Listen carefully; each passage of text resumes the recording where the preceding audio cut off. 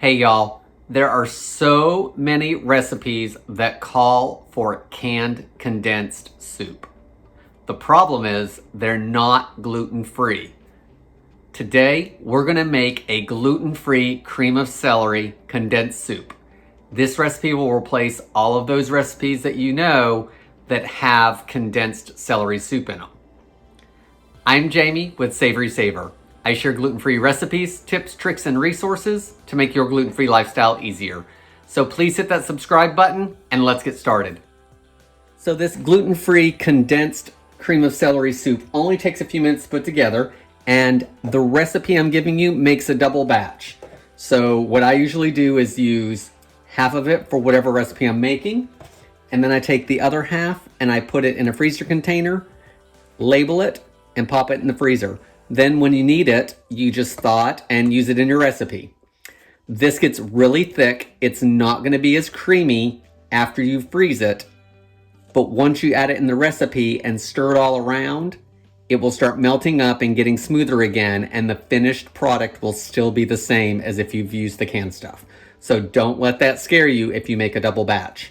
If you only want a single batch, then cut everything in half and the recipe will work just fine. We need some celery, of course. I've got it back here on the stove for our cream of celery soup. So all I did with this is I took one stalk of celery. I minced it up very, very fine. And it's a little cool now because I did it earlier and it's been down to room temp. But I diced it up very fine, put about a tablespoon of butter in the pan and sauteed it for about 3 to 5 minutes over medium heat until it was soft.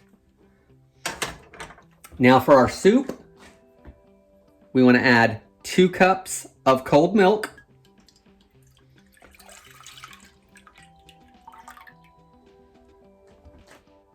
to our milk, we want to add 1/4 of a cup of cornstarch.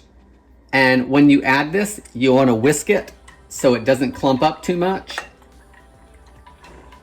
And if it clumps up some, it will eventually loosen up as it heats. But it does make it a little easier to try to whisk it around before you even put the heat to it.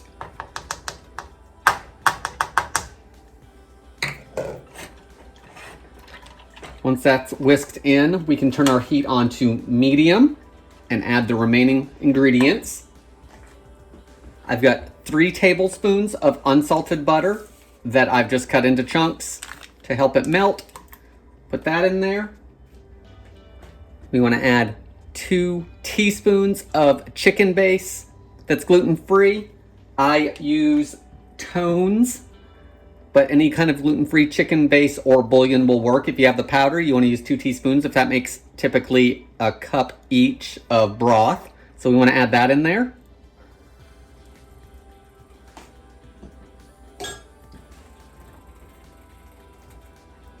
Let's give it a whisk. You want to whisk this pretty often because we want to make sure that everything melts and blends. And we're bringing this up to a good simmer, and then it's going to thicken on us. So here are our seasonings. We want to add a 1/2 teaspoon of garlic powder, a 1/2 teaspoon of onion powder, 3/4 teaspoon of salt, a 1/4 of a teaspoon dried parsley, 1/4 of a teaspoon dried thyme, 1/4 of a teaspoon pepper, and I'm adding 1/8 of a teaspoon of celery seed for some more flavor. If you don't have celery seed, leave it out. It'll be just fine without it.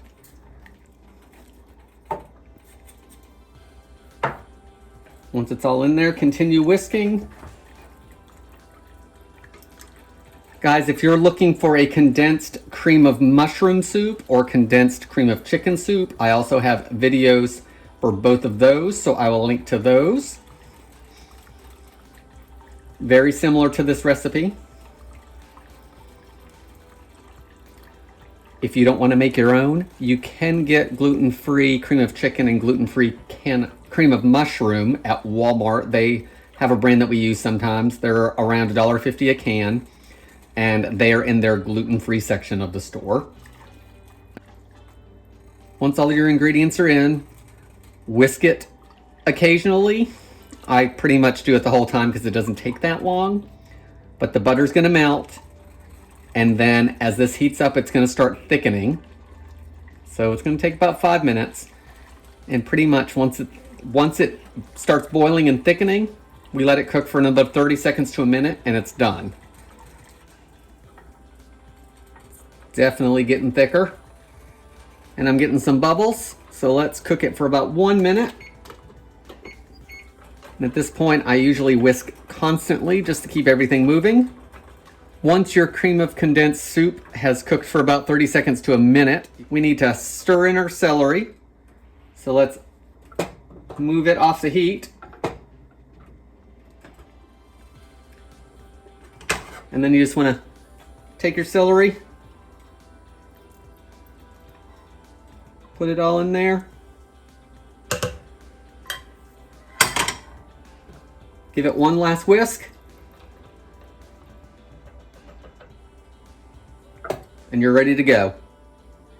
Here's our finished cream of celery soup, condensed version, like Campbell's or any of the store brands. And again, you want to split this in about half. I don't usually do exact, but you want to use half of it per recipe. And I like to freeze the other half.